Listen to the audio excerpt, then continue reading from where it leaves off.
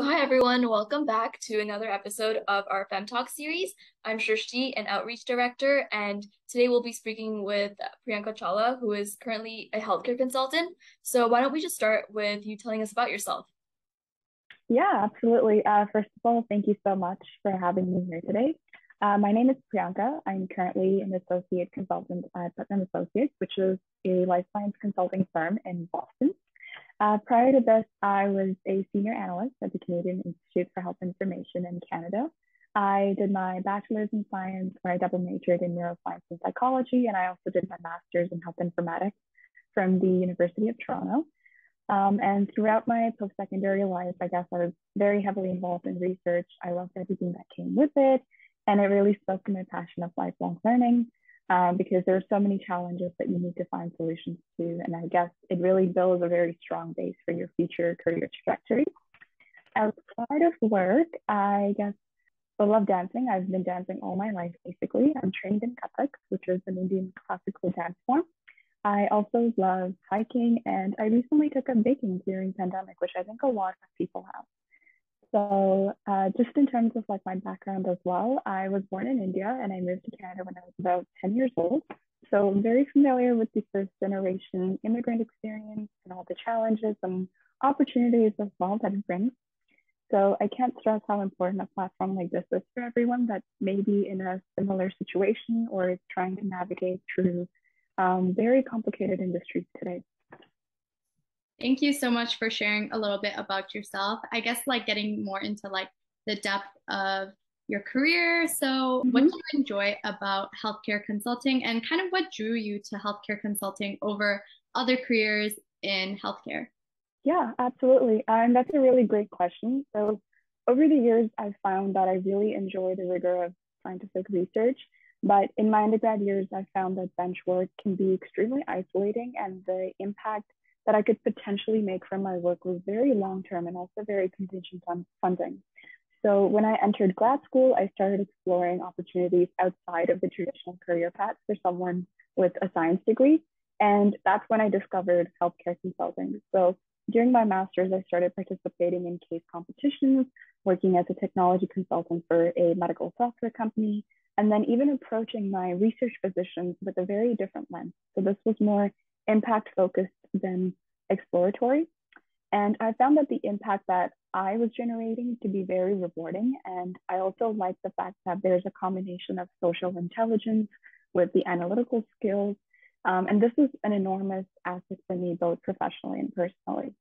And I think I also like the fact that in consulting, no two projects are the same. You might be working on creating a product strategy for a new medication or medical device at one time, and then looking at how to price a specific product. So those are very two different work streams. I knew it was the right fit for me because I loved working on these new projects and learning how different systems, whether it's a biological pathway or figuring out how to create a clinical development and life cycle strategy. The learning never ends, basically. And I also enjoy the fact that there's no set structure. So no 2 months or weeks to look alike. You are sort of your own project manager and are accountable for all of your own projects and day-to-day responsibilities. So I like that flexibility as well.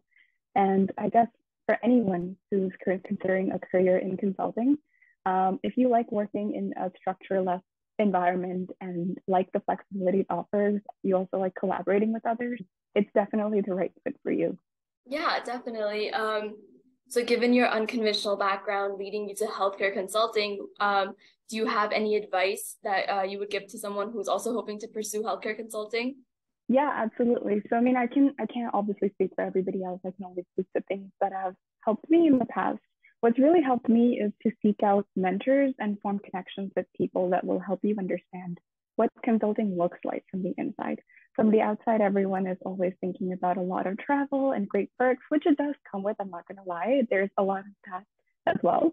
But the working hours are really long. And like I mentioned before, the structure-less working environment isn't for everyone. Not everyone can thrive in something like that. And these aren't things that you're going to know just by looking at a day in the life of a consultant, for example, because it can sometimes be romanticized. What helps is when you have these questions for someone who's been working in consulting for a very long time, because they can specifically tell you that, hey, like some weeks you're going to be working 12 hours a day. Some weeks it's going to be a lot more relaxed. The travel that comes with it is great, but that also means you're away from family or you're away from your loved ones. And not everyone is okay with that, or they might be, but not for long term. So having exposure or having an understanding of those day-to-day realities is very important. So I would advise anyone who's considering a career in consulting, seek those mentors, form those connections, and really network your way out. I know everyone says to network, but I can't stress how important it is to do that when you're just starting out in life, because these connections and these mentors will teach you the ropes in these industries and ways to navigate some very difficult situations. So those things were very helpful for me when I was considering a career in consulting. I knew what I was walking into, so there weren't any discrepancies between my expectations versus like what happened. I also joined consulting from a public industry, so there are a lot of different things that happen in both public and private industry. I really enjoyed working at my previous job and everyone was amazing, but what I was looking for at this moment in my professional life was exposure to international markets.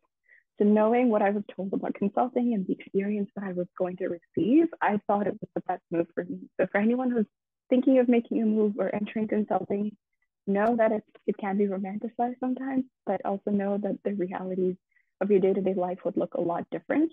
So just be prepared when you're walking into a role like this.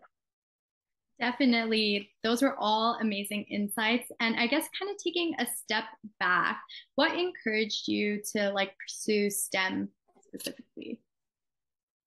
Yeah, STEM specifically. So when I was a kid, I was very intrigued by science in general. When I was younger, I actually wanted to be an astronomer, but I soon realized it required a lot of physics and math, which I don't think I would have signed up for the rest of my life. So I was always, like I said, like I was always exposed by family members who were in STEM. My cousins, for example, who were in engineering, and my dad who loved math. So I think all of that sort of kickstarted my interest in STEM. So when I entered high school, I realized like I really enjoy science and I really enjoy everything, all the complexities that come with it. But what if this is the only thing I've always been exposed to, and this is why I like it? I should try other subjects, other backgrounds, or investigate other backgrounds rather. So I started taking more courses in business or in art and just wanted to explore what other subjects could interest me. And I realized that while they were super interesting and it was great, I just couldn't see myself starting a career in any of those industries. So I decided that science or STEM was for me.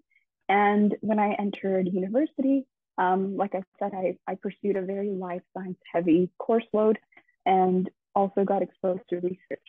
So at that time, I realized that there are so many things that I enjoy about science and so many different ways that you could pursue a career in STEM. It doesn't always have to be a physician, which is a very rewarding career, of course, but it always doesn't have to be just that. It could be many other things. And that's what kind of encouraged me to go into STEM, was the early exposure from my family. And then as well as trying different things, because once I tried different subjects and different courses, I realized that what I really enjoy is STEM and I should pursue that and make a career out of that. Yeah. So, given the fact that you've been exposed to STEM for a really long time, you must already be very well aware of all the gender disparities within the field. So, have you faced any obstacles as a woman in STEM, and how have you overcome them? Absolutely. So I would say that I'm still very early in my career to be facing something that I know a lot of women have faced before me. And I think in many ways, I've been fortunate to be interacting with female STEM leaders who are currently doing very well in their field and acting as a mentor for my generation of women and even younger. So I think that's definitely been a very big plus point because you get to learn from them. You get to actually see how strong you have to be when you go out there in a workforce. One of the biggest things that I feel like a lot of women feel is the imposter syndrome. And I can definitely speak to this a lot because I didn't see anybody who looked like me growing up in the STEM field who was at the forefront. I'm sure there were a lot of women in the background, but they were never really presented to younger women as role models. Like on TV, for example, you might not see a female scientist, but as a kid, sometimes you see people who look like you and are in these fields, and that really sort of helps you envision yourself in their shoes one day, which I unfortunately didn't have, but I'm happy that women today do. So what that does is as you age and when you get to a certain point in your career, it can sometimes cause an imposter syndrome. I'm still dealing with that. I wouldn't say like anyone is completely above it or I'm completely above it, but I think what has really helped me so far as a woman in STEM dealing or facing these situations is being confident in the fact that I have certain abilities that I bring to the table and certain strengths that I bring to the table. And that is why I'm here today. I wouldn't be if I didn't have those skills that I honed or picked up during my previous, opportunities or employment or just life in general. Often we're as women, I'm not sure if you guys do this, and I hope not, but as women, we ascribe to luck as being the driver for all of our accomplishments. That's a big catalyst for imposter syndrome because we just consider ourselves lucky to be finding a position. And I think when you want to overcome that, you need to sort of fake the confidence till you make it. And you need to think that you are very capable of what you've been assigned, and you are very capable of doing the job the right way and to your expectations. So those have been some of my experiences, really. It's not been so much about some of the other challenges that other women might have faced, but I've definitely seen and felt a lot of this being in STEM because there's not a lot of women in STEM. Today there are, but I hope the number keeps growing. I hope the younger generation of women pursue STEM as a career. They don't shy away from it because it's always deemed as a man's world, because it isn't. It's an amazing career choice and it'll always help you grow. Well, thank you for sharing all of that. I know we've all struggled with imposter syndrome and imposter thoughts, and especially representation is so important growing up, especially as somebody who is a woman. So I kind of just actually taking a step back from like your career. I know you said that you moved to Boston. So what's it like to move to a new country and start a new job? And do you have any advice for anybody who's trying to also make the move?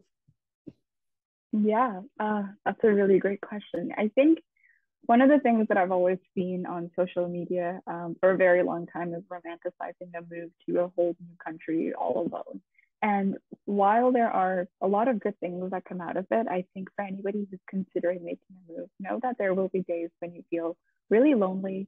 And that's normal because you're leaving behind your friends, everything that is familiar to you, your family. And it can be a very scary process. It can be intimidating at times because you're learning things like basic geography to figuring out how a system works in a different country. Moving from Canada to the US is geographically a small move, but at the same time, like emotionally, from an emotional standpoint, it can sometimes take a toll on you because you have to do everything on your own all the time. So sometimes I'm still processing it. I've only moved here. It's been only like a month. So there are a lot of feelings that I'm facing and they come in waves. Sometimes you're happy with the independence that you have. You can do whatever you want. But at the same time, like you miss interacting with your siblings or like just going and seeing your friends, just those basic everyday things that you didn't really think about. Those can sometimes keep you in waves. So for anybody who's considering making a move, it's a great idea. I think definitely everybody should have the opportunity to move to a different country and be independent because it'll teach you things that you didn't know you wanted to learn. It'll make space in your life for new friends, people that you probably would have never met had you stayed back and not taken an opportunity. And for my life, like one of the things that I follow a lot is if it makes me uncomfortable and scares me, it means I'm growing as a person. So I like to embrace these feelings as a way to grow and pursue what I love. So for anybody who's also considering that move, think of it more positively on days when you feel lonely and you don't feel like doing this anymore. Yeah, that's really great advice. The move is often like really romanticized on social media, but there are a lot of like hidden sacrifices. So it's great to hear you speak on that, and we wish you all the best with your settling into the new city and everything. Yeah, just to wrap this up, do you have any other thoughts or anything else you would like to share with our audience? I would say that as young women, we're often told, or we often see the world as a man's world, but know that this is changing rapidly and that you can form a space for yourself in this very complicated world. And as scary as it sounds, there are a lot of women who are cheering you. There are a lot of people who are in your corner, and you just have to find them, and they'll be your personal cheerleader. Yeah, definitely. Thank you so much for getting on our Fem Talk with us. It was such a pleasure to hear about your experiences. Same here. Thanks so much, you guys, for taking the time to do this.